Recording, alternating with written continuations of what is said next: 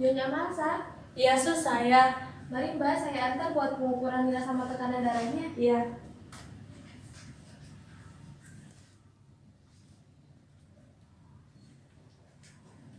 Baik, terima kasih. Mohon ditunggu sebentar ya Mbak. Iya. Permisi Mbak, izin masuk. Salam masuk. Mbak, berikut hasil pengukuran nilai sama tekanan darah pasien. Ya. Terima kasih. 5 menit lagi, tolong persilakan pasien untuk masuk ke dalam ya. Baik Mbak, terima kasih kembali. Nyonya Amasa, Iya, saya sus. silakan masuk ke ruang poli gizi ya. Oh iya. Kalau keluarga pasien boleh ikut masuk sus? Boleh Ibu. Baik, terima kasih ya sus. Iya. Silakan masuk. Permisi Mbak, izin masuk. Ya, silakan. Silakan duduk.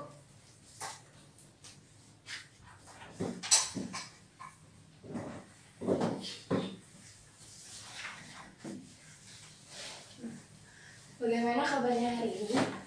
Baik mbak. Syukurlah. Sebelum konsultasi gizi ini dimulai, izinkan saya perkenalkan diri terlebih dahulu. Nama saya Bunga Sofani Fitriyanti, biasa dipanggil Bunga.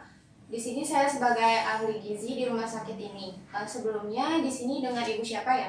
Perkenalkan, nama saya Yuka Mangsa, biasa dipanggil Malsa. Dan saya kemari bersama adik saya, Facira. Salam kenal semuanya. Durasi untuk konsultasi gizi ini 30 menit. Sebelumnya ada surat persetujuan yang harus ditandatangani terlebih dahulu. Di bawah sini ya Ibu tanda tangannya. Untuk selengkapnya bisa dibaca sendiri ya Bu.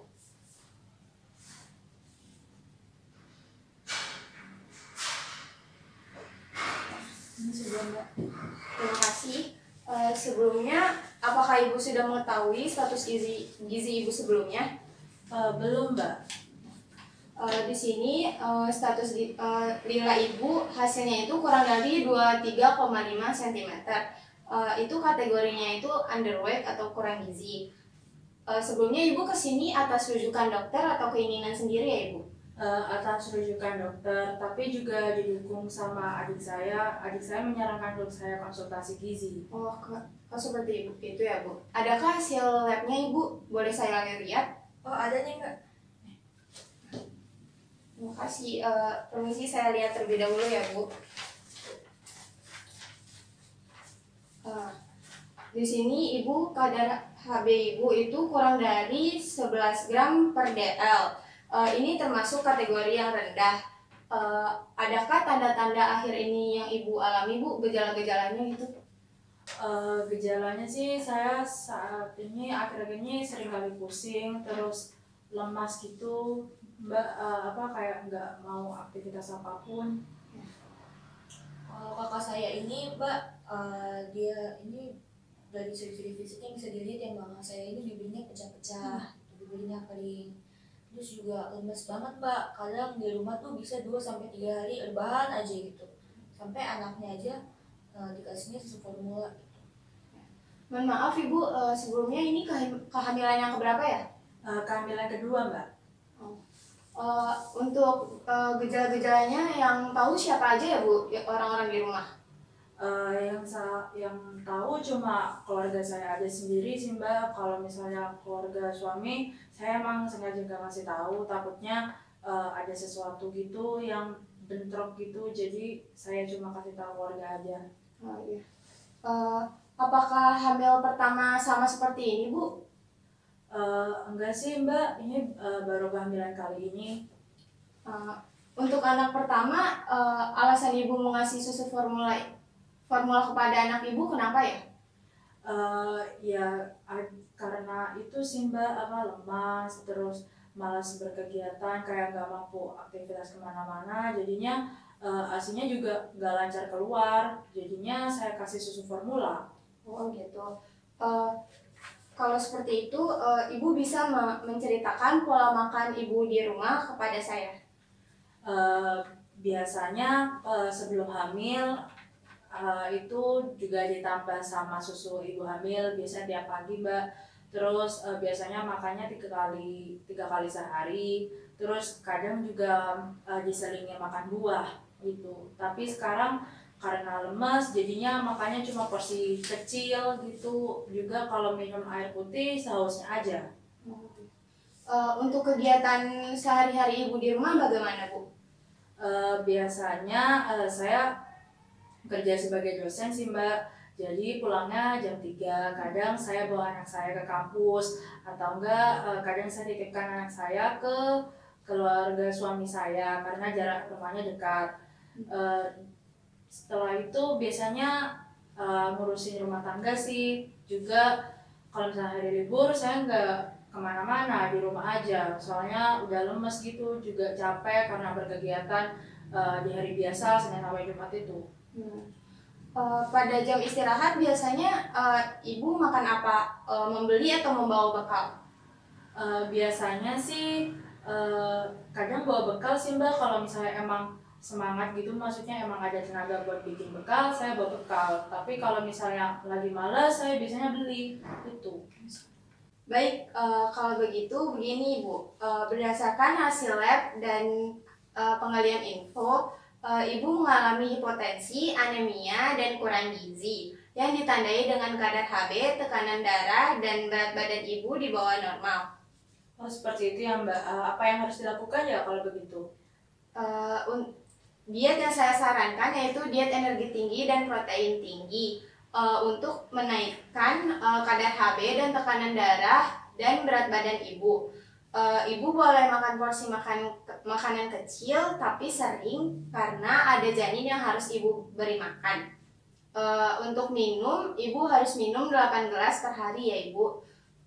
Terus Ibu harus berkomitmen pada diri Ibu sendiri supaya tidak terjadi hal yang sama.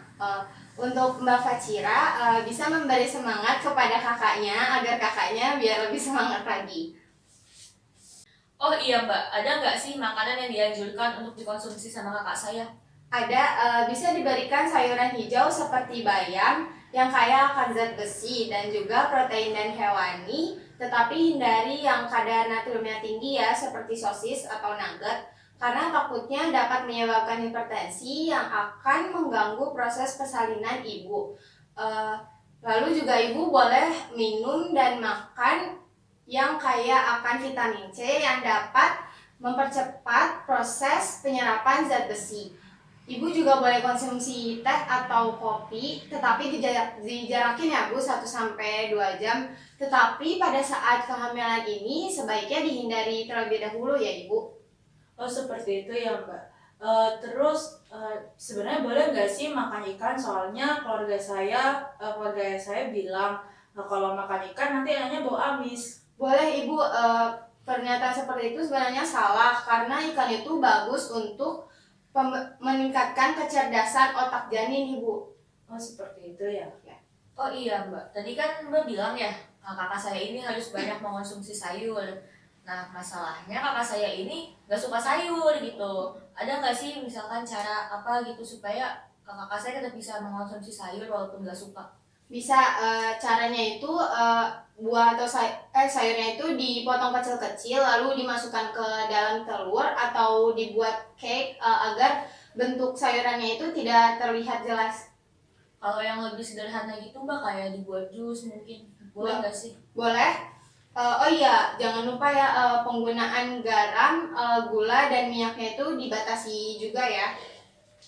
Terus oh iya, jangan lupa olahraga juga ya.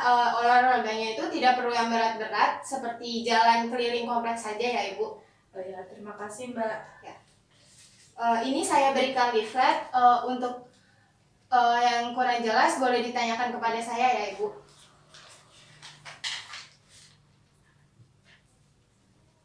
Mbak, ini maksudnya sayur 1 porsi itu seberapa ya? Ibu tahu gelas belimbing?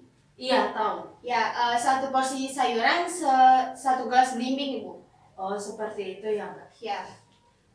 Apakah ada lagi yang ingin ditanyakan? Tidak ada Mbak, dari saya sudah cukup, sudah paham dengan isi leaflet ini. Ya. Baik, untuk konseling selanjutnya kita jadwalkan 2 minggu selanjutnya ya Ibu. Apakah Ibu bisa? Bisa Mbak. Baik, kalau begitu terima kasih Mbak. Semoga lekas membaik ya. Iya. Terima Makasih juga ya Mbak. Makasih ya Mbak.